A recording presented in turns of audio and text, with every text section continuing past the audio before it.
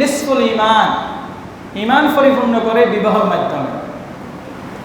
এবার আসেন ওয়ান আবি আইয়ুব আল আনসারী রাদিয়াল্লাহু তাআলা আনহু قال قال رسول الله صلى الله عليه وسلم أربع من سنن المرسلين الحياء والتعطر السواك والنكاح।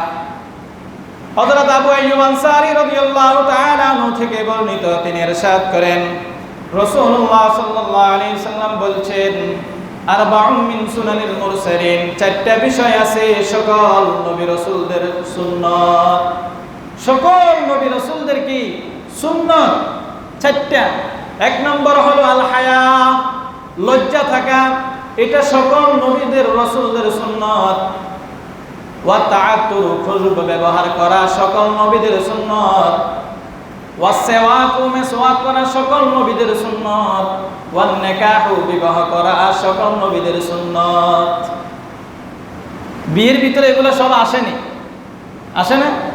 যদি কোনো ব্যক্তির লজ্জা না থাকে সে যে কোনো কাজ করতে পারে। قال رسول الله صلى الله عليه وسلم اذا فاتك الحياء فاصنع ما شئت, যদি তোমার লজ্জা না থাকে তুমি যাহা ইচ্ছা তাহাই করিতে পারো। যদি আমার আপনার লজ্জা না থাকে, মুখের বেয়া না থাকে, যে কোনো কথাই আমরা বলতে পারবো। লজ্জা হলো ঈমানের সবচেয়ে বড় অংশ। আল হায়াউ শুবাতুম মিনাল ঈমান, লজ্জা হলো ঈমানের ৭৭টি শাখার ভিতরে একটি শাখা হলো লজ্জা। মানব জাতির ভিতরে লজ্জা রাখতে হবে, ঈমানদারদের ভিতরে লজ্জা রাখতে হবে। আর এই লজ্জাটা হলো সকল নবী রাসূলদের সুন্নাত। আমি এই কথা কেন বলছি বুঝে আসবে। এরপরে খুশবু ব্যবহার করা, সকল নবী রাসূলদের সুন্নাত। শরীরের ভিতরে যদি গামের গন্ধ থাকে, দুর্গন্ধ থাকে, খুশবু ব্যবহার করে মন প্রফুল্ল থাকবে, আনন্দময় থাকবে। খুশবু ব্যবহার করা। ওয়াসওয়াকু, মিসওয়াক করা, সকল নবী রাসূলদের সুন্নাত। মিসওয়াক করা সকল নবী রাসূলদের সুন্নাত। ওয়ান নিকাহু, চতুর্থ নম্বর হলো বিবাহ করা। এবার আসেন তো, বিবাহ এটা কি? সকল নবী রাসূলদের সুন্নাত।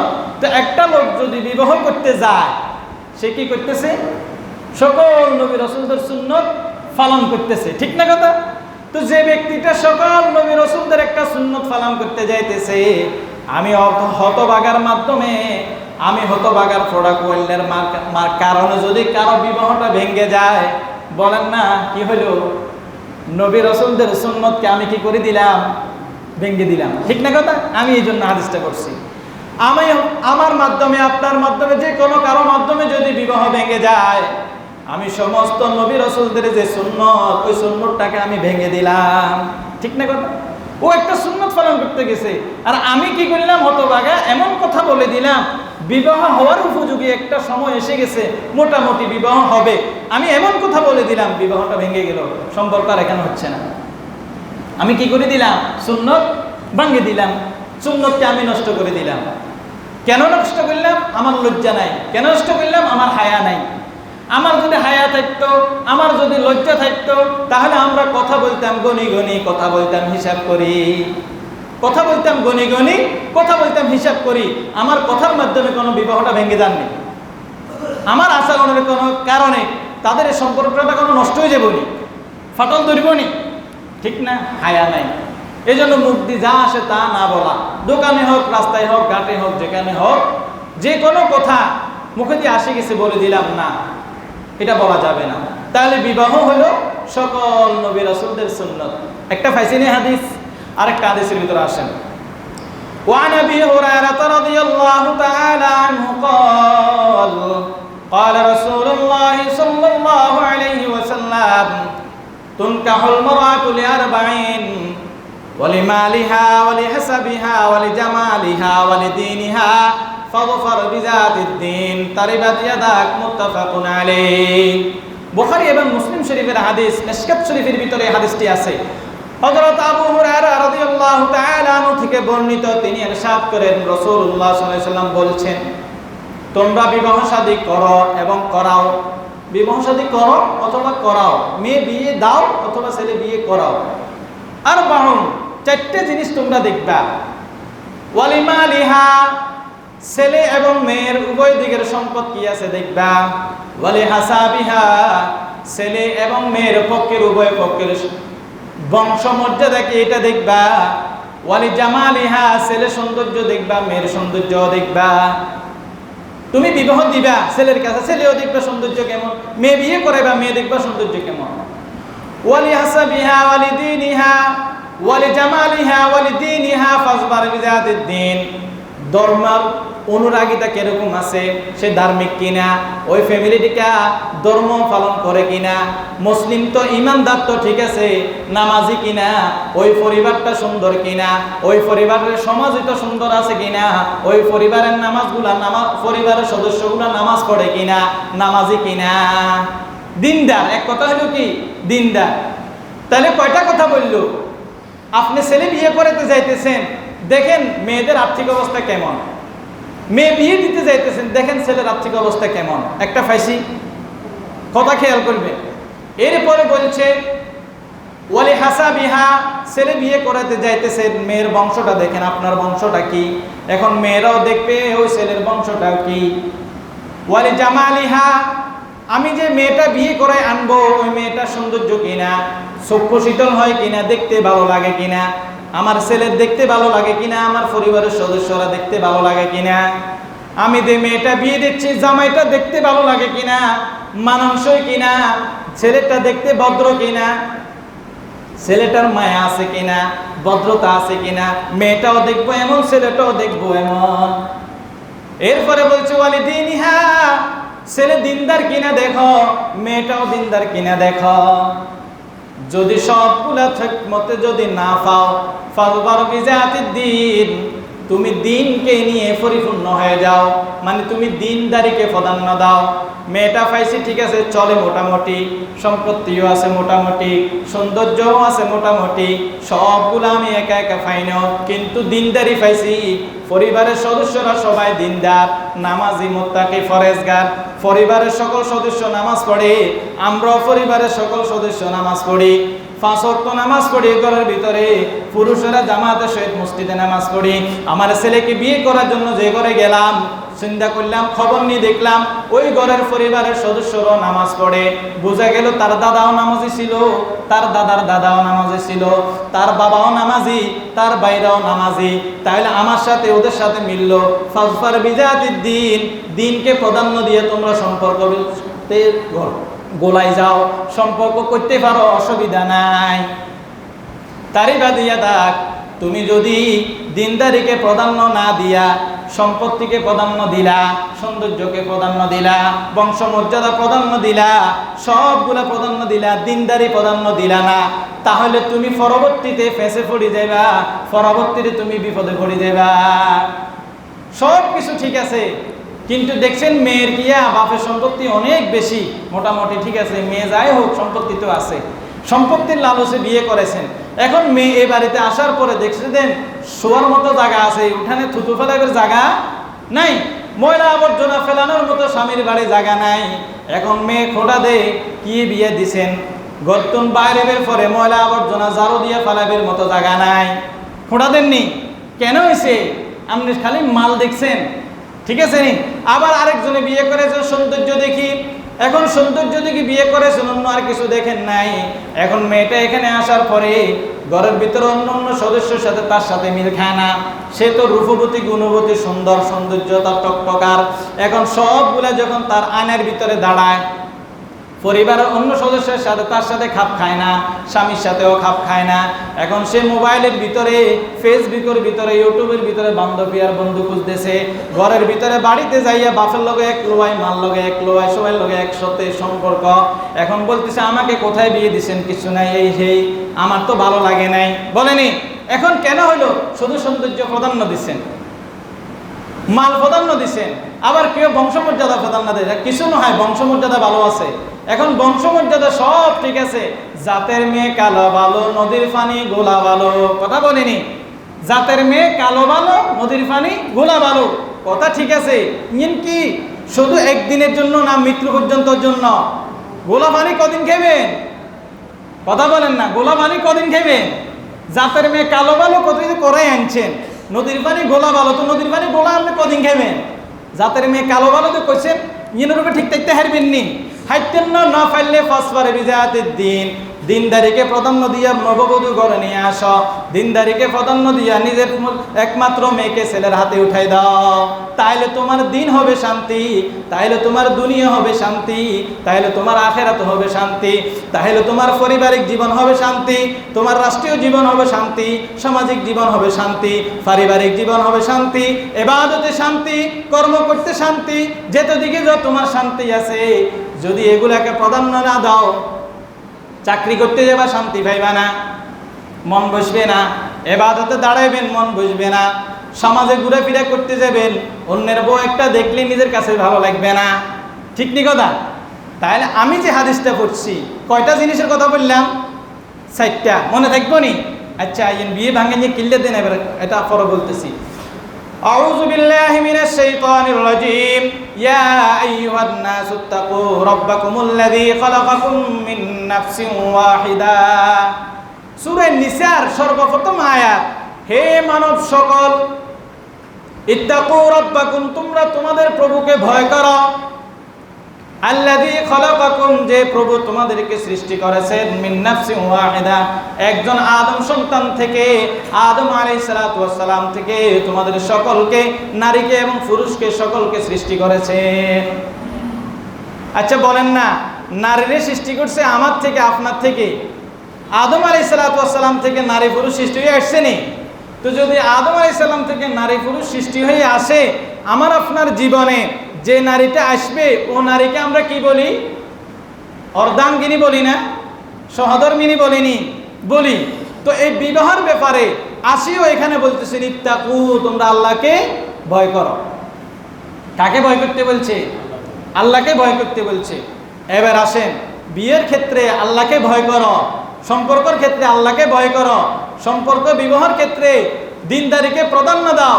বিবাহ হইল এটা সকল নবী রাসূলদের সুন্নাত। ঠিক নি কথা?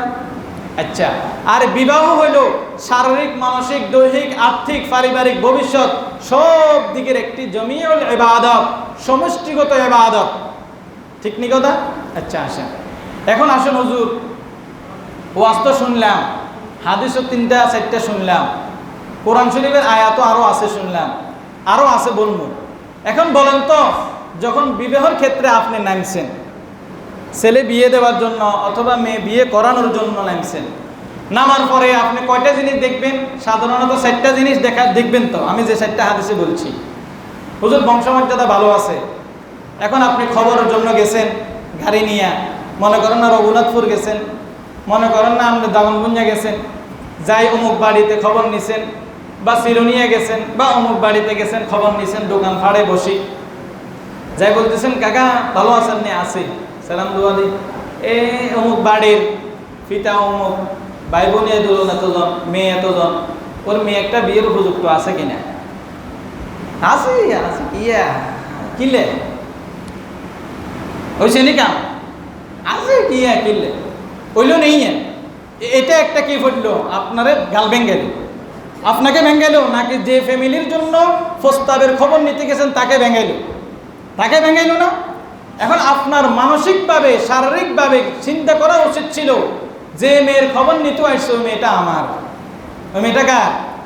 এই মেয়েটা আমার, আমার পরিবারের, আমার সমাজের।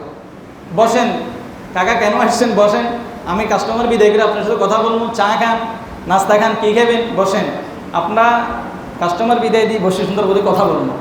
এত দূর থেকে আসছেন, বসেন, খুশি হবেনি? এই জায়গার সার্টিফিকেট ভালো না খারাপ? ঠিক নেই, একজনের কারণে পুরা জায়গার সার্টিফিকেট আপনি জাস্টিফাই করিয়ে রেখেছেন। এখন যখন চাও খাওয়াইছে, টাকাও নয় না, আরো মানসিকভাবে আপনি প্রস্তুত যে এলাকার মানুষ অনেক ভালো, ব্যবহার কত সুন্দর। আপনি যে বাড়ির জন্য আসছেন, এটা আমাদের বাড়ির পাশে, উনি বিদেশ ছিল, মাশাআল্লাহ আলহামদুলিল্লাহ, দীর্ঘদিন বিদেশ করছে, গদ্দর করছে, ছেলে মেয়েও মানুষ করছে, মেয়েও লেখাপড়া করেছে, ছেলে মেয়েও লেখাপড়া করেছে, আলহামদুলিল্লাহ। আমি যতটুকু এখানে আসি, আমার চোখে কোনোদিন খারাপ কিছু দেখি নাই। ফ্যামিলিগতভাবে ভালো, বংশগতভাবে ভালো। ওনারা এখানে নতুন করে বাড়ি করছে, ওনাদের বাড়ি ছিল মূলত এই বাড়ি, এখানে এসছে আজকে 25 বছর। আমি এতটুকু জানি, আলহামদুলিল্লাহ। ঠিক আছে, আসতে পারেন, দোয়া করবেন, সুন্দর না? এখন আপনি যে বলছেন, এর মেয়ে দূরত নিয়ে নিয়ে আসছেন, আপনি আর করতে পারিয়েন না, বা জামিলা আপনি যান, তাহলে একদিকে বাটা পাইলেন, আরেকটু আগে আরেকটু গেছেন, সেখানেও গাল ভেঙে দিল। এখন বলেন না ভাই আপনি খবর নেন, আমি জানি না। আপনার ভগ্নিপতির বাড়ি ওইখানে, এখন আপনার ভগ্নিপতির ফোন দিছেন যে দুলা ভাই আপনি বললে আমরা এখানে সম্পর্ক করতে পারি। এখন দুলা ভাই কি বলতেছে, আমি জানি না এত কিছু, তবে তোমরা দেখে শুনে সম্পর্ক করো। আমি এত কিছু জানি না, বুঝি না, আমি দেশে ছিলাম না, তোমরা দেখে শুনে সম্পর্ক করো। আপনি যাবেন নি? যাবেন নি? আপনার ভগ্নিপতির বাড়ির পাশের ঘরে আপনি সম্বন্ধ করতে যাইতেছেন, মেয়ে বিয়ে করাইতে যাইতেছেন, বা ছেলে বিয়ে দিতে যাইতেছেন, করাইতে যাইতেছেন, বা মেয়ে বিয়ে করে আনতে যাইতেছেন, তা আপনি যাবেন নি এখানে?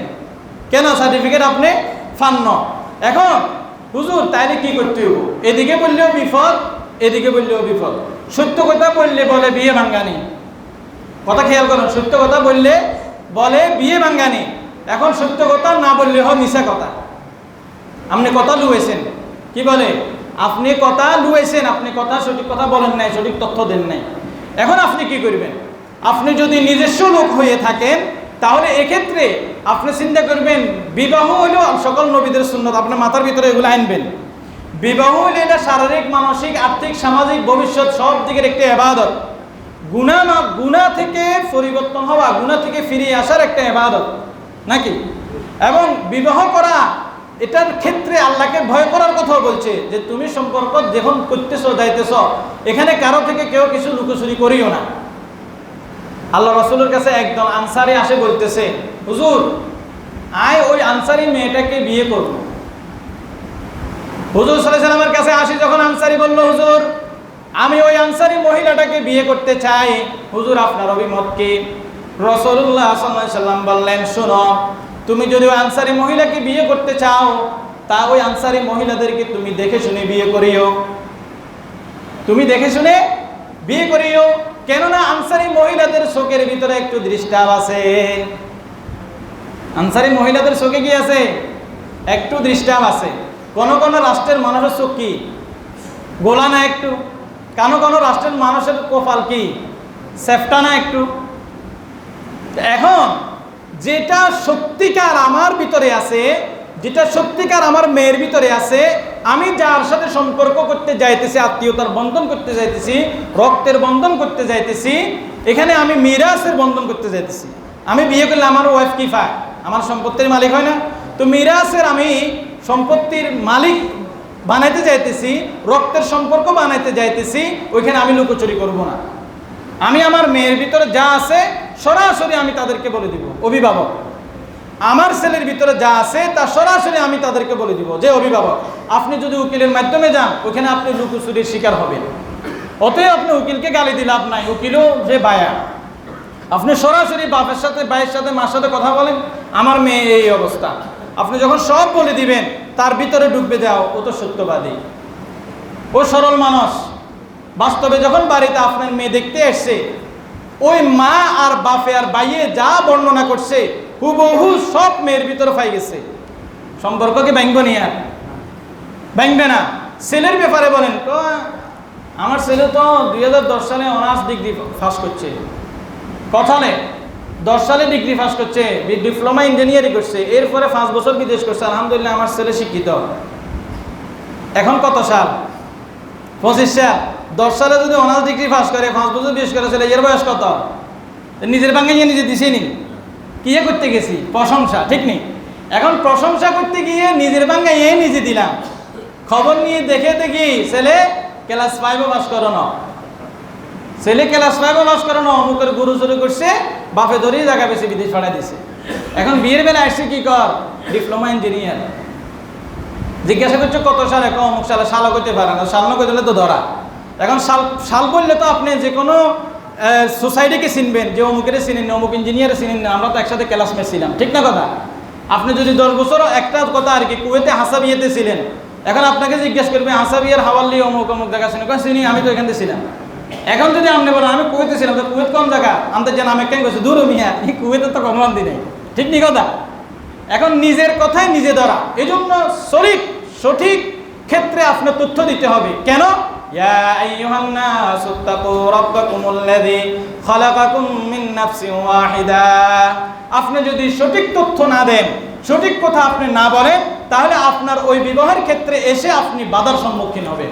যদি বাধার সম্মুখে আপনি নাও হন, বিয়ে হওয়ার পরে আপনি কিন্তু টিকে থাকতে পারবেন না, চতুর্দিকের জোয়ার বাটা আসবে।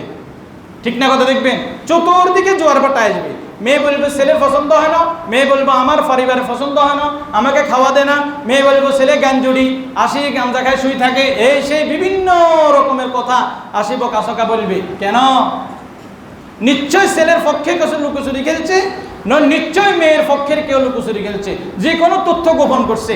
আর ওই তথ্য গোপন করার কারণে পরবর্তী সম্পর্ক টিকে থাকা কঠিন। আর সব কিছু তথ্য আপনি দিছেন, পাইছেন, আপনি সরাসরি দেখছেন, মেয়ের হাত পা সব দেখছেন।